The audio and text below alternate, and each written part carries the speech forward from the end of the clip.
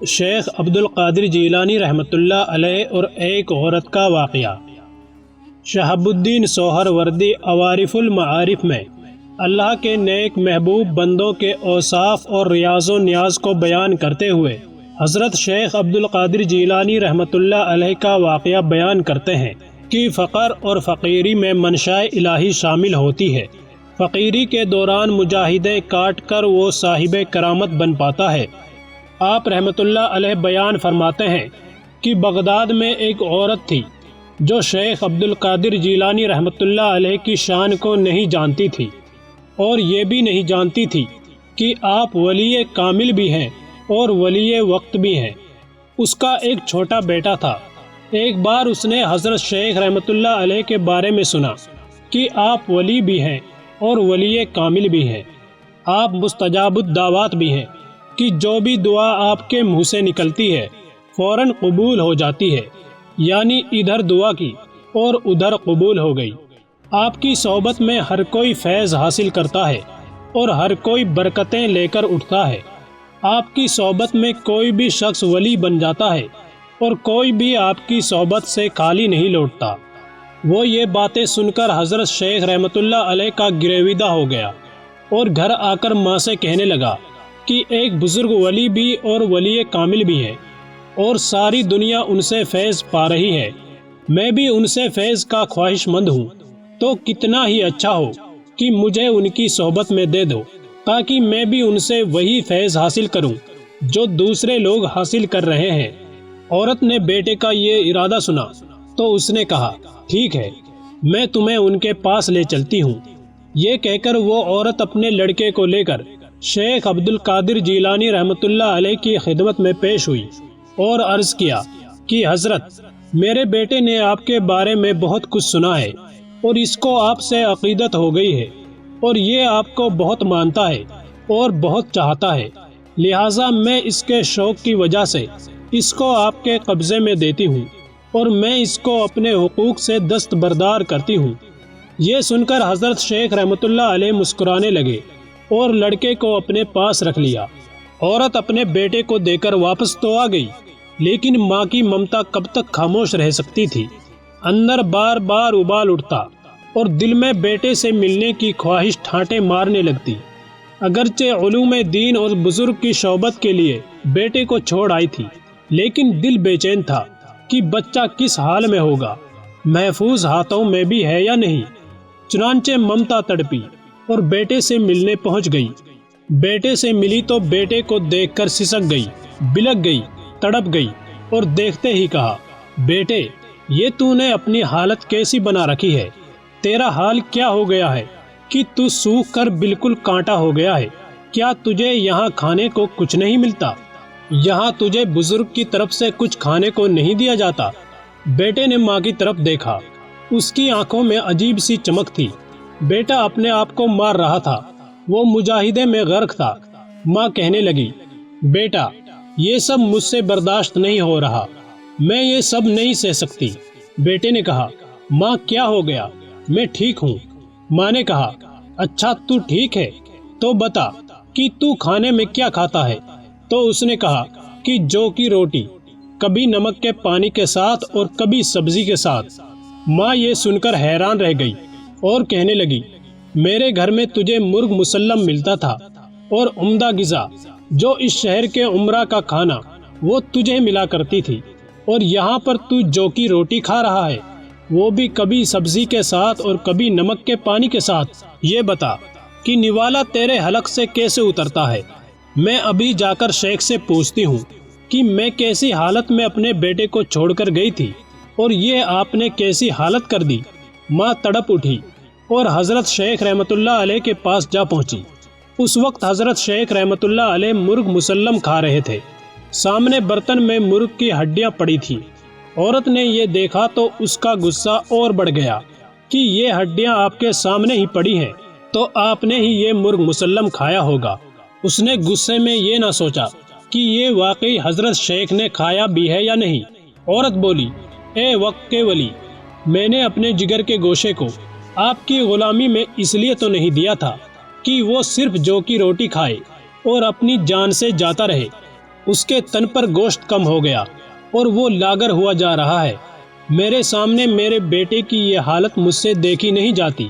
آپ اندازہ لگائیں کہ اسے دیکھ کر میری کیا حالت ہوگی۔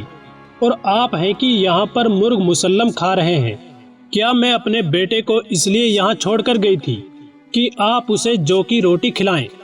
حضرت شیخ رحمت اللہ علیہ نے شفقت سے اس سسکتی، بلکتی تڑپتی ماں کو سمجھایا، کیونکہ ماں کمزور دل ہوتی ہے، خاص طور پر بچے کے معاملے میں۔ چنانچہ آپ رحمت اللہ علیہ نے اسے سمجھایا کہ ریاضت کا ایک ہی نتیجہ ہوتا ہے کہ جسم کی کثافت کم ہونے سے کمزور ہو جائے تاکہ روح کی لطافت بڑھ سکے اور اس کی طاقت میں اضافہ ہو۔ تمہارا بیٹا بھی اسی مرحلے سے گزر رہا ہے۔ عورت جھٹ بولی، مگر یہ کہاں کا انصاف ہے کہ آپ خود تو مرغ کھائیں اور میرا بیٹا جو کی روٹی کھائے۔ حضرت شیخ نے کسی ناگواری کا اظہار کیے بغیر مرغ کی ہڈیوں پر ہاتھ رکھا اور بآواز بلند فرمایا، اللہ کے حکم سے کھڑی ہو جاؤ کہ جو بوسیدہ ہڈیوں کو زندہ کرنے والا ہے۔ جیسے ہی حضرت شیخ رحمت اللہ علیہ کی زبان مبارک سے یہ الفاظ ادا ہوئے، مرغ زندہ ہو کر بولنے لگا۔ حضرت شیخ رحمت اللہ علیہ نے عورت کو مخاطب کر کے فرمایا، جب تیرا بیٹا اس قابل ہو جائے گا تو اسے اجازت ہے جو چاہے کھائے۔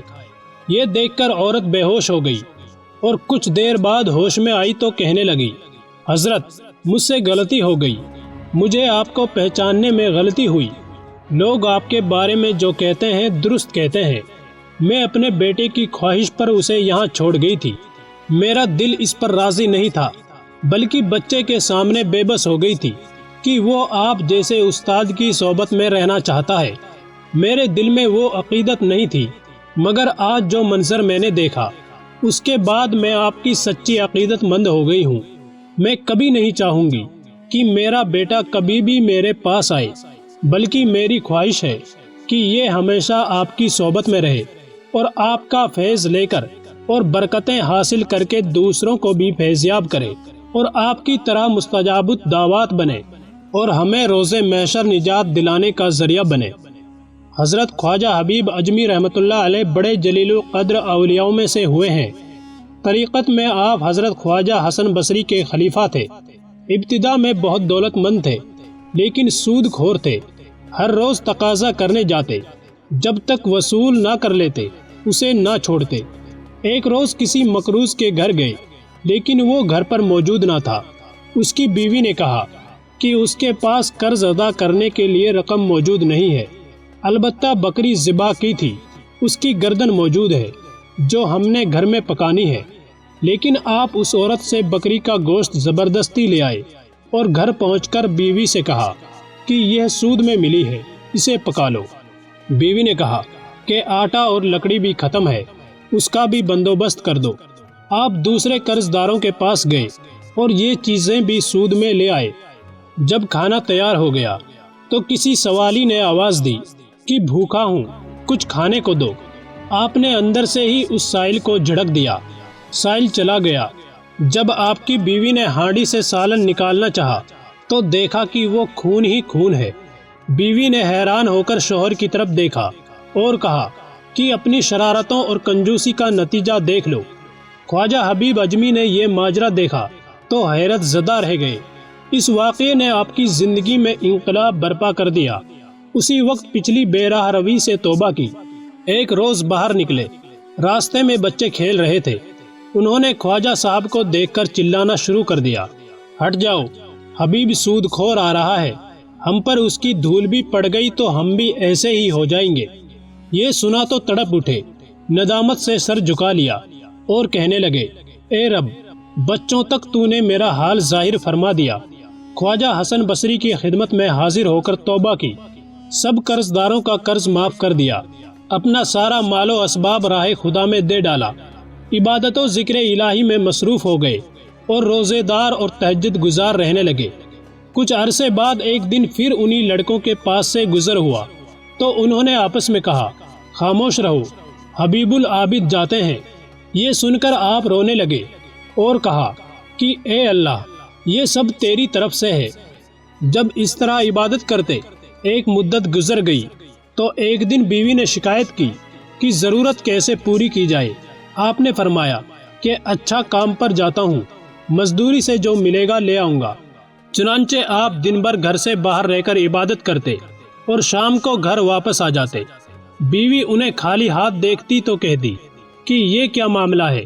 آپ فرماتے کہ میں کام کر رہا ہوں، جس کا کام کر رہا ہوں وہ بڑا سخی ہے، کہتا ہے وقت آنے پر خود ہی اجرت دے دیا کروں گا، فکر نہ کرو، لہٰذا مجھے اس سے مانگتے ہوئے شرم آتی ہے۔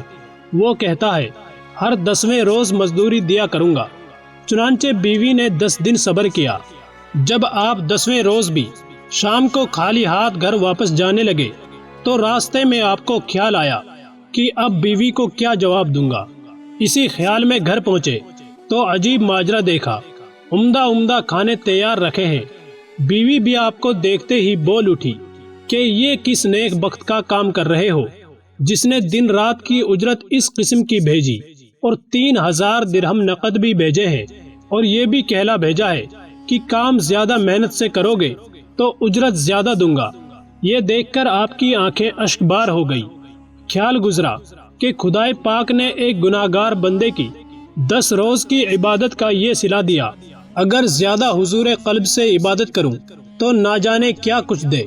یہ خیال آتے ہی دنیا سے بالکل الگ ہو گئے اور ایسی عبادتیں اور ریاضتیں کی کہ اسرار الہی بے نقاب ہو گئے، عنایت الہی کا نزول شروع ہو گیا اور آپ کو مستجاب الدعوات کا درجہ مل گیا۔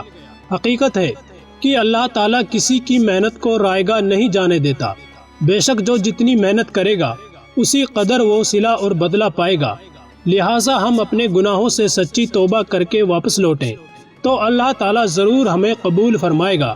اس لیے مایوس نہیں ہونا چاہیے بلکہ سچی توبہ کر لینی چاہیے، اس میں ہماری نجات ہے۔ اللہ تعالیٰ ہم سب کو عمل کرنے کی توفیق عطا فرمائے۔ ویڈیو پسند آئی ہو تو لائک کریں اور مزید ایسی ہی ویڈیوز دیکھنے کے لیے چینل کو سبسکرائب کرنا نہ بھولیں۔ شکریہ۔